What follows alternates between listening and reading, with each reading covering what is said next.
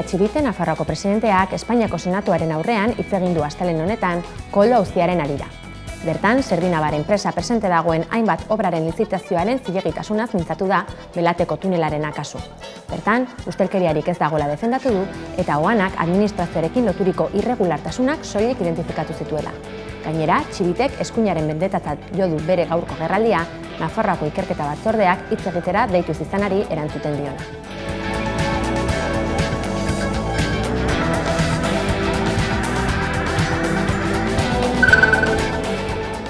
Lanuzte eraman dute aurrera, astelehen honetan, Euskal Herriko Unibertsitatean, Israel aurrera eramaten ari den genozidioa irmoki salatzeko asmoz. Euskal Unibertsitate Publikoko komunitatea mobilizatu egin da beraz, eta ehundaka pertsona elkartu dituzten elkarretaratzeak izan dira Donostia, Gasteiz eta Leioako kanpusetan. Hiruretan bertaratu dira errektoretzako kideak. Mobilizazioetan, Israel bai Gazan bai Zisjordanian, apartheida, garbiketa etnikoa eta erailketa sistemikoa praktikatzen dituela deitoratu dute.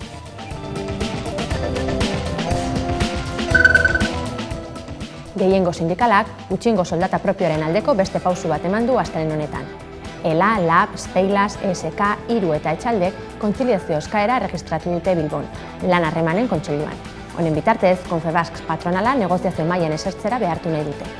Prozedura honen zilegitasuna ere aldarrikatu nahi izan dute sindikatuek, herritarren artean bildutako 138.495 sinadurek emanikoa alegia.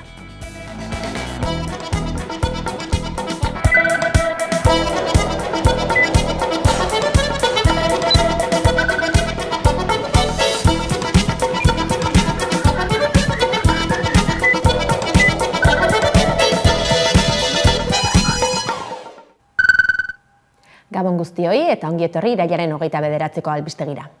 Milaka lagunek bete dute larunbat honetan Iruñeko Anaitasuna pabiloia, 1975ko irailaren 27an Frapeko 3 kiderekin batera exekutatutako txiki eta otaegi militante antifrankista eta abertzaleen fusilamenduaren 50. urteurrena ospatzeko sortuk deitutako ekitaldi nazionalean.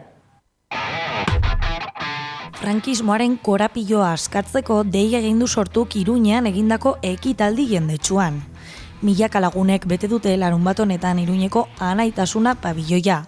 1975ko irailaren 27an Frapeko 3 kiderekin batera exekutatutako txiki eta otaegi militante antifrankista eta abertzaleen fusilamenduaren 50. urteurrena ospatzeko sortuk deitutako ekitaldi nazionalean. Ikurrinekin, bandera nafar eta palestinarrekin, musika, bertso eta testigantza pertsonalekin, erakunde abertzaleak haien oroimena aldarrikatu eta Euskal Herriaren buru jabetzarekiko eta independentziarekiko konpromisoa berretsi du. Arkaitz Rodríguez, sortuko didazkari nagusiak, trantsizioa haustura demokratikorik gabeko transakzioa izan zela salatu du. Eta Espainiako gobernuari Euskal Nazioa eta erabakitzeko eskubidea aitortzeko eskatu dio. Ekitaldiak belaunaldien arteko transmisioaren eta proiektu komun baterako indarrak batzearen garrantzia ere azpimarratu du. Inoiz baino gehiago indarrak bildu beharra dago. Inoiz baino gehiago albait indar politiko, sozial, sindikal eta instituzional gehien bildu beharra dago. Inoiz baino gehiago herri bat paratu beharra dago bai Madrilen eta bai Parisen aurrean. Errespetu eta askatasun eske. Topak eta pabiloi osoa zutik zegoela amaitu da Eusko Gudariak abestuz. Sortuk agenda autoritarioaren arriskuen aurrean Euskal askapen prozesuaren bultzada berri bat eskatu du. Beraz, exekuzio haietatik 50 urte igaro ondoren, ezker abertzaleak frankismoaren korapilloak askatzen eta Euskal Estatu burujabe eta gehiengo sozialaren zerbitzura egongo den baterantz aurrera egiten jarraituko duela ziurtatu du.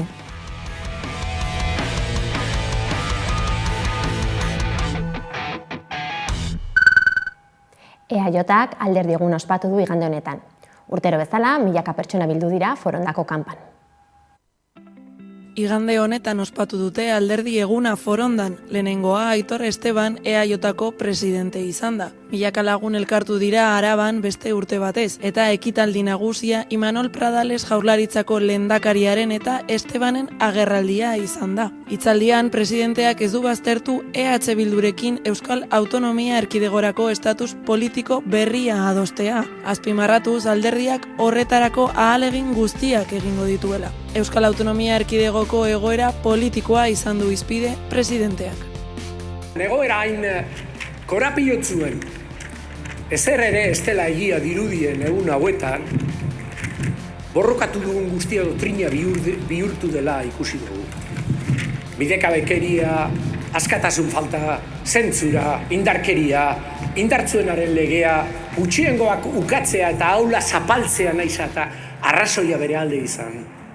Gaur, jendeak ez duela politikarekin ezer nahi ematen du. Etzipena da nagusi, etzipena politikarekin, bizkarra emon da. Imanol Pradalesek bere hitzaldian Palestinako herriak pairatzen duen genozidioa salatu du eta elkartasuna nabarmendu du ziurgabetasun garai hauetan. Bestalde migrazioaz ere hitz egin du. Esanez, Euskal Autonomia Erkidegoak beti izan dituela ateak zabalik. Amaitzeko Madrilen ematen ari diren diskurtso oso arriskutsuak aipatu ditu. Gogoan izanik, udan, bertako presidenteak Isabel Díaz de Ayusok euskararekiko izandako jokabidea, eta argi utzi du ez dituela horrelako jarrerak onartuko.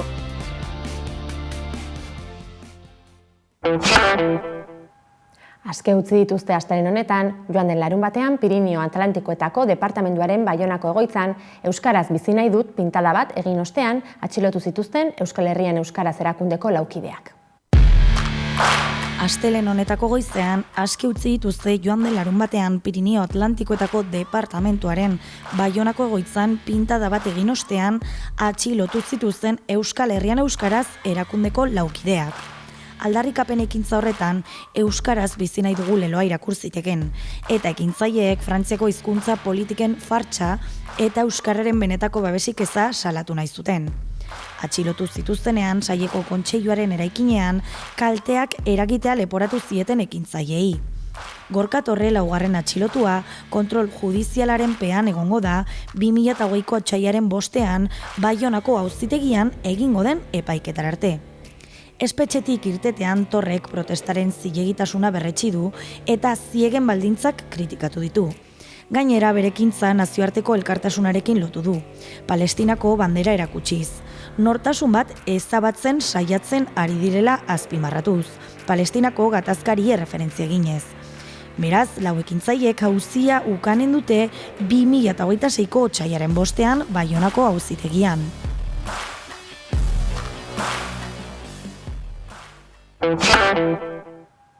Itoitz udako sesioak dokumentalaren zuzendariak dira Larraitz Zuazo, Zuriñe Goikoetxea eta Ainhoa Andraka. Pasa berri den Donostiako Zinemaldiaren 73. edizioan izan dira eta bertan dokumentalaren sortze prozesua azaldu dute.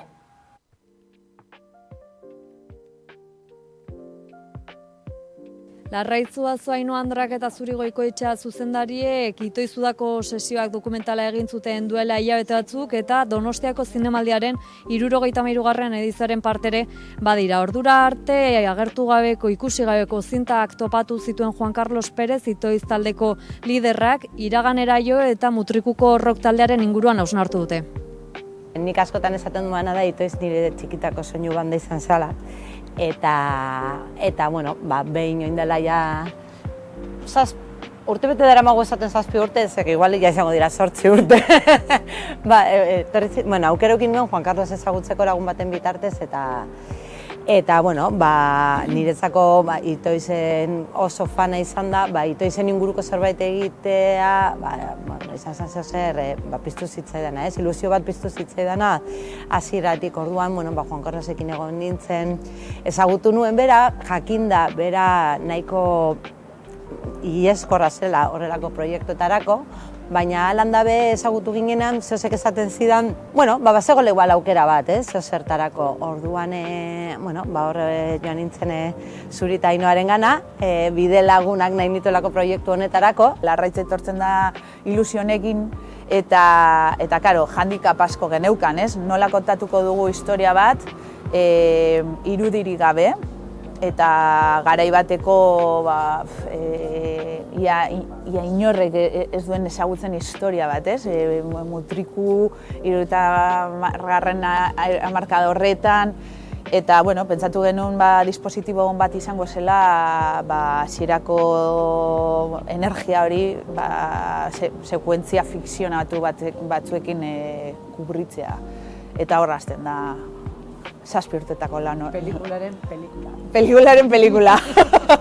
Hasieratik nik uste dut oso argi geneukala, baina ez genekien ondo nola gauzatu Juan Carlosen txiki edo gaztetako momentu batzuk eta guk deitzen genion pizkunde musikalak, ez? Oso garrantzi handia zeukatela, gero gaur egungo Juan Carlos ulertzeko pelikulan, ez? Hor dago Eleizarekin erlazioa, edo badago solfeo, edo badaude lehenengo audizio musikal horiek, ez da? Eta hor ja bai ez geneukala ezebez. Orduan, momentu baten animazioa ere ibili zen hor bueltaka, eta, bueno, pentsatu genuen, jolas polita izan zitekeela, zer gainera jolas bezala planteatu genion Juan Carloseri, fikzionatzea, ez errekreatzea. Zegu gustatzen errekreatzea esaten, azken baten da bere oroitzapenen gure interpretazioa, ez? Orduan, jolas bezala planteatu genion Juan Carloseri, ia zer iruditzen zitzaion, atrebimendua, azken baten, ez, apur bate, bada, baina, bueno, sartu zen bere ere bai, eta, bueno, izugarrizko sorte auki genuen, mutrikuko gazte talde bat topatu genuela, kastina egiten hasi ginean, beraiek ere rock banda bat zeukatena, beraiek ere musikarekiko kriston ilusioa transmititzen zuten, eta itoizekiko izugarrizko respetua orduan, bueno, izan zen apurbe gure atrebimendua, gehi zoerutik erori zen hobego taldea, eta hor sortu zen apurba, sekuentzia horiek, nik uste transmititzen dutela apur bat, itoizen inguruan ere beti existitu den magia hori, ez? Izena dator, uste eta Ainoak aipatu den bezala, batean zinta bat agertzen da, baina iraganetik datorren zinta bat da, eta zinta horretan daude Foiziz eta Juan Carlos 15 urtekin bi gitarrekin jotzen bere etxean, ez? Agertzen da, 50 urte eta gero, galduta dagoen zinta hori agertzen da bapatean, eta hor daude beraie biek abesten, eta badaude bersio batzuk, baina baita ere badaude proto-abesti batzuk, gero taldearen hit batzuk izan direnak, ez? Zinta hori deitzen zen udako sesioak, eta pentsatzen genuen kriston ideia ona zala pelikulari ere horrela deitzea, ez? Pelikula dela apur bat, itoizen azkenengo kapitulo bezala, ez? Osea, itxi behar ziren, edo askatu behar ziren korapio batzuk askatzen dituen pelikula dela.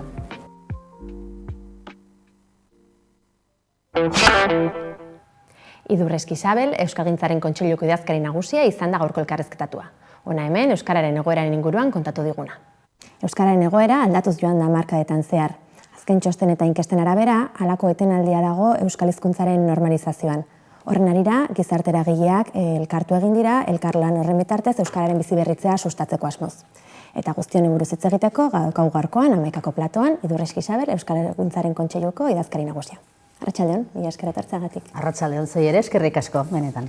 Euskalgintzaren Kontseilutik hainbat egitasmo jar dituzuen martxan Euskaren aldeko lan hori gauzatzeko, haietako bat da batuz aldatu izan zen, 2021 ekainean, 110 eragile baina gehiago elkartu zituena, Euskal Hizkuntzaren etorkizun horri buruz, etorkizuna bermatzeko barkatu nondinorako horiek proposatzeko nahi islatzen zuena. Zelako ibilbide izan du ordudanik ekimen horrek? Oso ibilbide interesgarria. Pixka bat Euskalgintzaren Kontseilua gogoeta batetik iritsi zen, eragile sozialekin, askotariko eremuetako eragile sozialekin, eta gainera Euskal Herri osokoak dinamika hau martxan jartzera. Batetik, diagnostiko kezkagarrien argigorria zegoen nolabait, eta bestetik baita ere ulertzea Euskararen normalizazio eta biziberritze prozesua eraldaketa sozialeko prozesu bat dela. Hau da, gizartea aldaketa batera garamatzana. Eta hori nolabait, euskalgintzako eragileok ahaztu gabe, gure ekarpena, eta gainera guk nolabait aldarrikatzen dugu bagarela honen guztiaren motorra, nolabait, baina era berean gizarteko beste eragile batzuek aintzat hartzea eta haiekin batera aritzea ezinbestekoa zela ondo arituko baginen, ez? Eta batez ere kezka horri buelta emateko garaian. Horregatik, 2021an oinarrizko akordio bat lortu zen, 113 sinatzailerekin, askotarikoa, diodan bezala, atletiketik hasi eta pentsiodunen elkarte edo bilgune feminista raina, oso zeharkakotasun handiz, eta gero ikusi zen behartzela horri eduki garatuago bat eman, akordio soziala deitu genion, oinarrizko akordio soziala deitu genion horri akordio soziopolitikoaren tankera eman, ezta? Eduki landuagoekin. Eta hor egin duguna da, azken urtebetean, sinatzaileen batzarrak, 113 sinatzaile hoiek izendatutako talde eragile batekin, isileko lan sakon bat, elkarrizketa prozesu luze eta aberats bat, eta horren ondorio da, pasaden ostiralean aurkeztu genuen itun soziopolitiko berrirako eskaintza. Zer gehiago konta dezagukezu itun soziopolitiko horren eskaintza horren inguruan?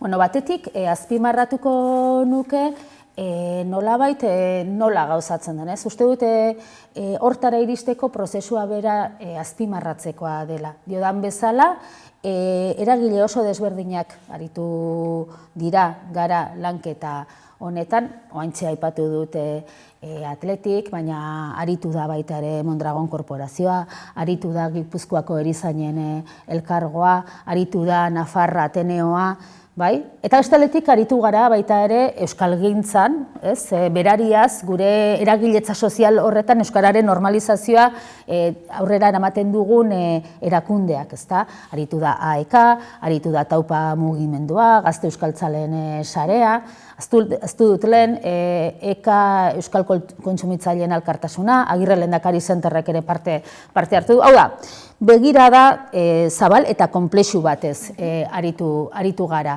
Eta nolabait, euskalgintzatik, batzutan argi xamar izaten ditugu gauza batzuk, kontraste hori beste eragile batzuekin harremanean jartzea oso garrantzitsua izan da, baina bereziki azpimarratuko nuke, jaso duguna benetan dela euskararen normalizazioa eta biziberritzea eragiteko gogo handi bat. Baita ere, normalean euskalgintzatik kanpo jarduten duten eragile horietatik ere. Itun soziopolitikori 4 ardatzetan edo oinarritu duzue, haietako bat euskararen ezagutzaren unibertsalizazioa litzateke. Nola egikaritu daiteke delako unibertsalizazio hori?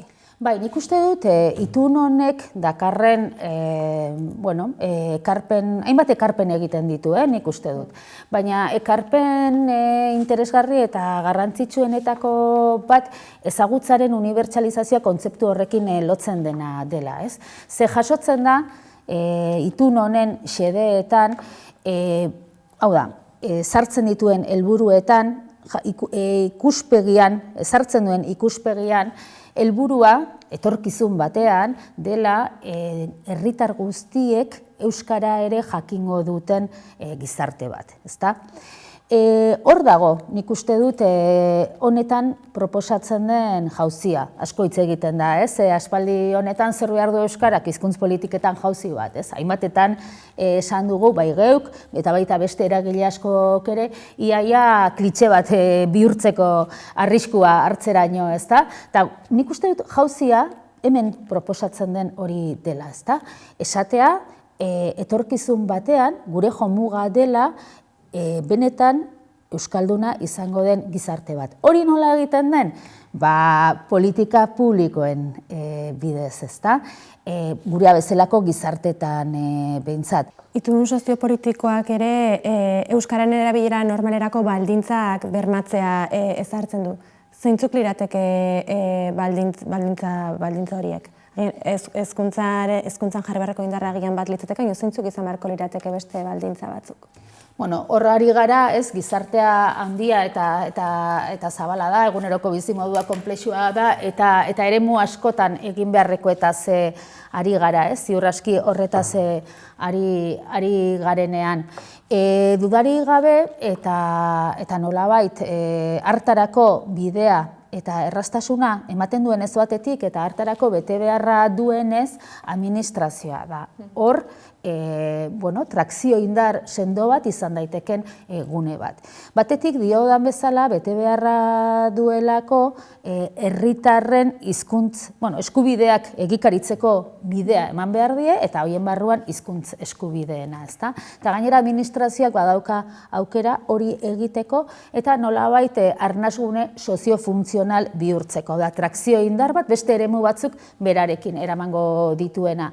Baina ez da horretara mugatzen, esan aipatu dudan bezala, ezagutza unibertsalizatzeak berarekin dakar sokan, edo nolabait sorgin gurpil bat da, erabilera normalerako baldintzak sortzea, ezta? Adibidez, Iñaki Iurrebasoren tesi aberats eta goraipatu horren emaitzetako bata, euskaldunok askotan ez daukagula aukera hondirik euskaraz egiteko, hain zuzen ere, parean ditugunek ez dakitelako, ez? Orduan, administrazioa dudarik gabe, baina honetan ere begirada eta konplexutasun osoz eragin behar da.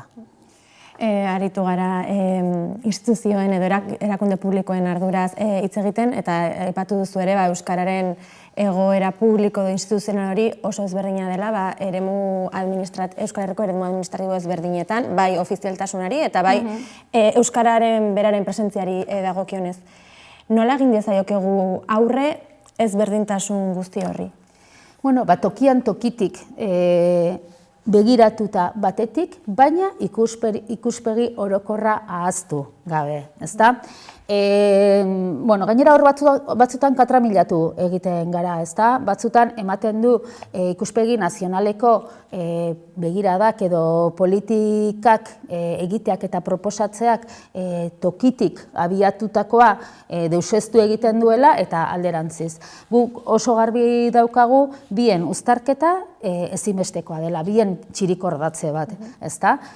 Batetik, ezinbestekoa da ikuspegi orokor bat, noranzko orokor bat, ikustea gainera gertatzen zaiguna, guztioi gertatzen zaiguna, hiztun komunitate gisa, euskararekin gertatzen dena Euskal Herri guztian zuztar berekoa dela, hau da, minorizatutako hizkuntza badela, minorizazioa pairatzen duena, hor egiturazko arazo bat dagoela, baina jokaleku desberdinak ditugula, xaketaula desberdinak nolabait esatearren ezta, eta xaketaula bakoitzetik abiatuta moldatu beharko dugu, baina ahaztu gabe osotasuna eta ahaztu gabe elkarrekin aritzea ze importantea den.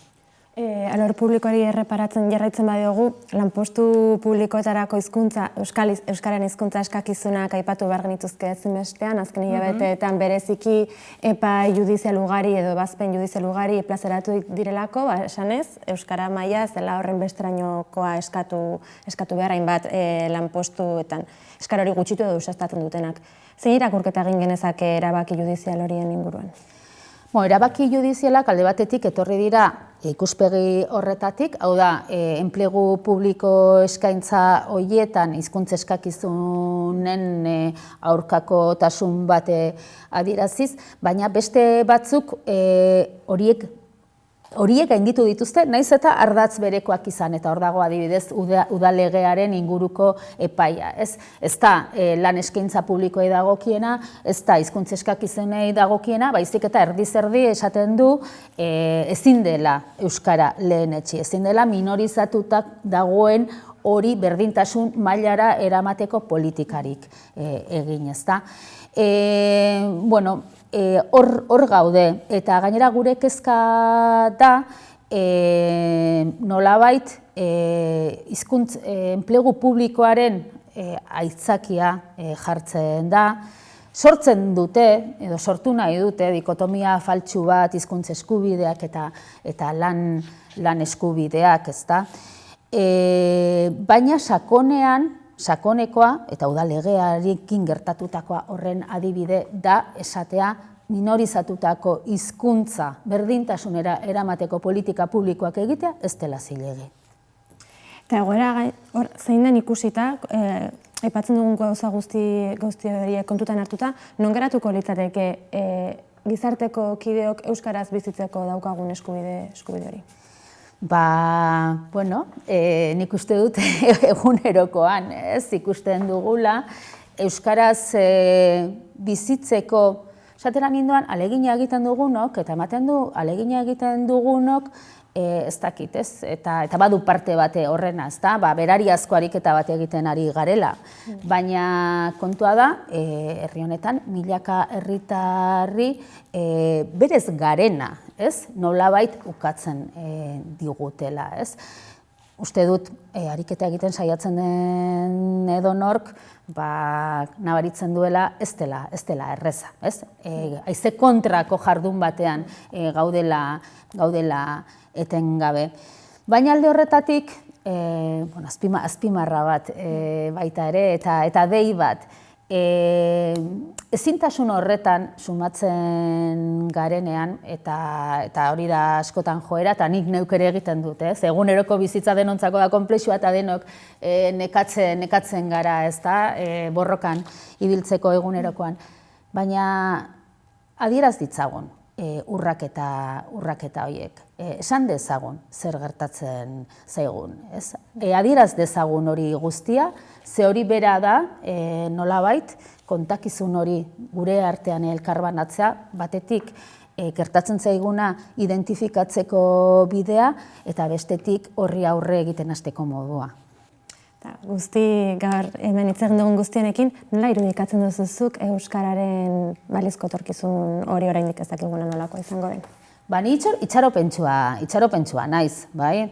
Itxaropentsua naiz batetik politikoki, itxaropena delako momentu honetan daukagun, esango nuke lanabes politiko garrantzitsuenetako bat, arlo guztietan, mundua nola dagoen ikusita zer egingo genuken itxaropenik gabe. Eta itxaropena delako abiaburu bat baita ere egiten hasteko, ez? Talde horretatik eta azken hitz hauetan azaldu nahi nuenaren hildotik, uste dut oso garrantzitsua dela momentu honetan, egia da eta guk itun soziopolitiko honetan hala egiten dugu, eskatzen diegu erakundeei, eskatzen diegu indar politikoei, eta hori garrantzitsua da, ezinbestekoa da, diodan bezala, gurea bezalako gizarteetan, politika publikoen bidez bideratzen delako eraldaketa soziala, baina hori bezain garrantzitsua da euskaltzaletasun aktibo bat berriro ere indartzea, gihar bat, herritarren gihar bat, ezta? Eta hor bi aldaerarekin gainera, batetik, uste dut erantzunkizun zibikoaren baitan sartzen dela momentu honetan euskararen normalizazio eta biziberritzaren aldeko aktibo izatea. Nolabait, guztion eskubideak errespetatuko diren gizarte baten alde egitea delako, justizia sozialaren eta gizarte kohesioaren alde egitea delako. Eta bestetik, euskaltzaletasun aktibo hori garrantzitsua iruditzen zaigu nolabait radiografiatzen duelako. Hizkuntzarekin, euskararekin zer gertatzen zaigun egunerokoan. Uste dut, gihar hori lortzea importantea dela momentu honetan, beste eragile sozialekin batera, baina euskaltzaletasun politikoak nolabait indar berri bat hartzea, eta hori landuko dugu kontseilutik datozen hilabeteetan. Iragarria dugu, abenduaren 27an euskaltzaletasun hori aktibatzeko ekitaldi handi bat egingo dugula, Bilbon, Miribilan, Bilbao Arenan, joango gara, gehiago kontatzen honi buruz, datozen hilabetetan, eta eskatuko nieke, bere burua euskaltzaletzat duten hoiei guztiei, adi egoteko bide lagun nahi ditugulako prozesu honetan. Aipatu duzun ekitaldi horri begira, izango gara gu ere datozen hilabeteotan, eta gaurkoan hemen utziko dugu elkarrizketa. Iurres Kixabel, mila esker amaikara etortzeagatik. Eskerrik asko zuei denetan. Mila esker. Gaurkoan, Basabe taldearen belartxarra bestearekin amaituko dugu albistegia. Gogoratu, Amaikaren webgunea eta sare sozialak eskuragarri dituzuela informazioa zabaldu nahi izanez gero. Mila esker zuen arretagatik, ondo izan eta bihar arte.